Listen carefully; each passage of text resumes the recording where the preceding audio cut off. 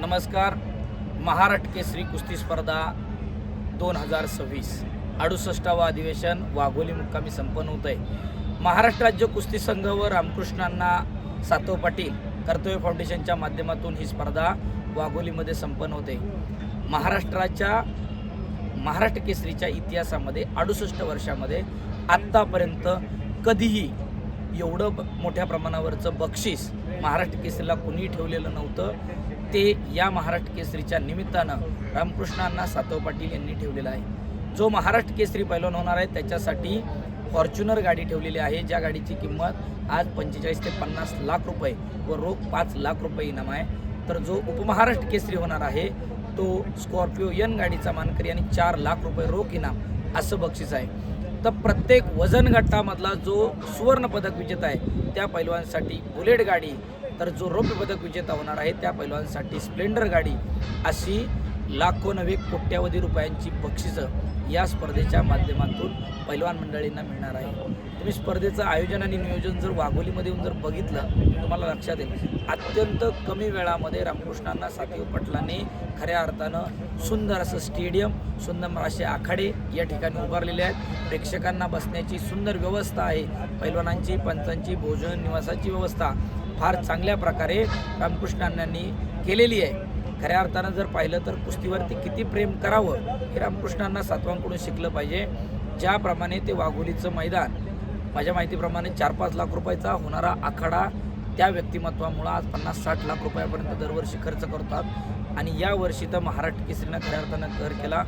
8 ते 10 कोटी रुपये खर्च या स्पर्धेसाठी अण्णांनी केलेला आहे. कुस्तीसाठी काही पण करण्याची तयारी असणारी अशी ध्येयवेडी माणसं ज्यावेळेस मनाने ठाम घेतात तेव्हा असं काहीतरी ऐतिहासिक घडत असतं. दुसरं या स्पर्धेचं वैशिष्ट्य असं की या महाराष्ट्र केसरी कुस्ती स्पर्धेमध्ये तब्बल 6 महाराष्ट्र केसरी उतरले होते.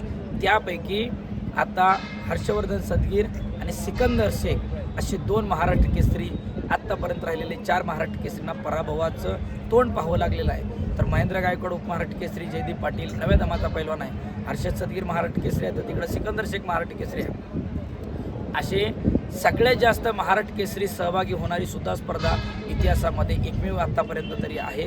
त्यामुळं ही स्पर्धा खऱ्या अर्थानं रामकृष्णांना सातव पाटील यांनी जी स्पर्धा घेतलेली आहे या स्पर्धेने एक वेगळी उंची गाठलेली आहे. एक ऐतिहासिक कामगिरी या स्पर्धेच्या माध्यमातून झालेली आहे. इतिहासामध्ये नोंद घेईल अशी बक्षिसं, इतिहासामध्ये नोंद घेण्यासारखे पैलवान आणि इतिहासामध्ये नोंद घेण्यासारखी सर्वात कमी वेळामध्ये उभारली गेलेली आणि आयोजित केली गेलेली ही महाराष्ट्र केसरी कुस्ती स्पर्धा खऱ्या अर्थानं कुस्ती शौकीरांसाठी, कुस्तीच्या इतिहासासाठी एक सुवर्णपान ठरल्याशिवाय राहणार नाही.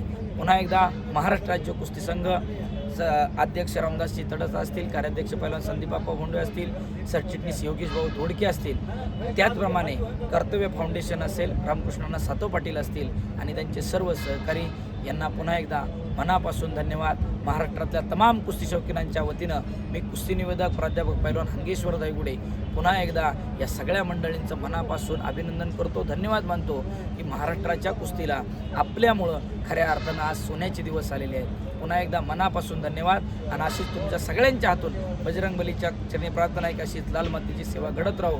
रामकृष्णांना तुम्ही खऱ्या अर्थानं माता आणि माती दोन्हीची सेवा करतायत, ही लाल माती तुम्हाला काही कमी पडून देणार. पुन्हा आयोजकांचं मनापासून धन्यवाद.